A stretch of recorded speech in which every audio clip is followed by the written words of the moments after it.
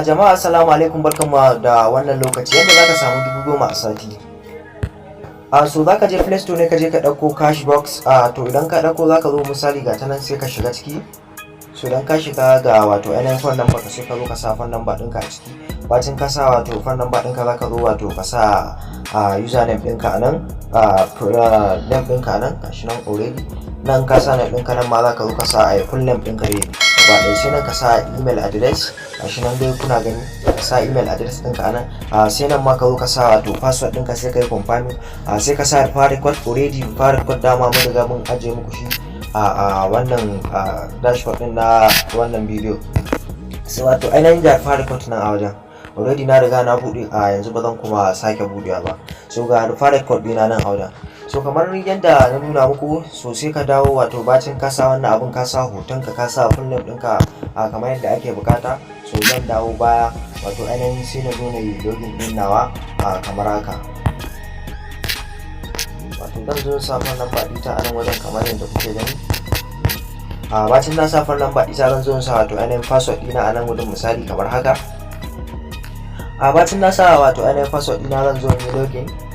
Bacin na yi login za a buɗe min cikin wato wannan application ɗin kamar haka, kamar yadda kuke gani.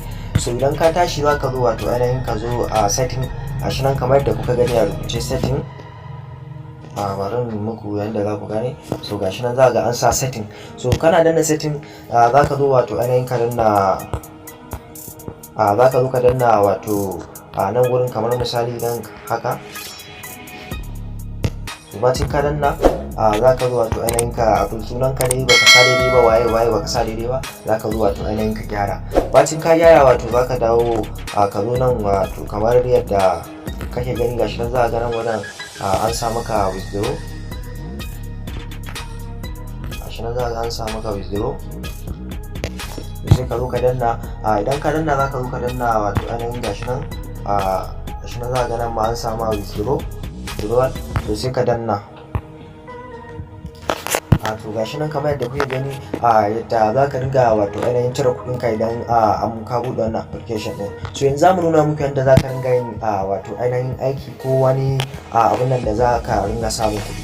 So ta farko dai idan ka shigo cikin wannan application ɗin za ka zo ka danna wato ainihin gashi nan za ka zo ka danna wato ainihin nan saving ɗin nan. Bacin ka danna misali kamar haka. So gashi nan da kuke gani nan za ka ga wato ainihin balance 0,0,0,0. So idan ka tashi kawai za ka zo ka danna wato ainihin gashi nan za ka gani na farkon nan. So idan ka tashi za ka zo ka danna wato nan wajen kamar haka. So bacin ka danna za ka zo nan wajen ka sa wato ainihin full name ɗinka a wajen. So bacin ka sa full name ɗinka misali kamar haka.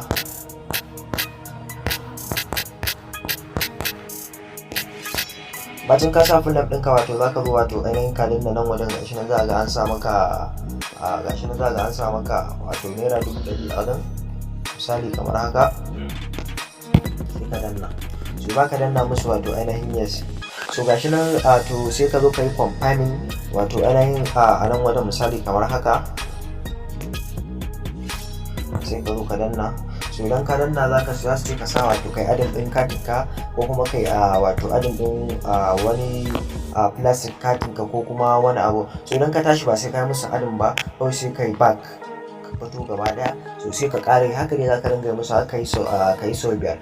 So bacin kai wani abun sau 5 kuma yadda za ka to ka da mutane kamar referral haka, duk mutum ɗaya ana ba da 1,000 referral.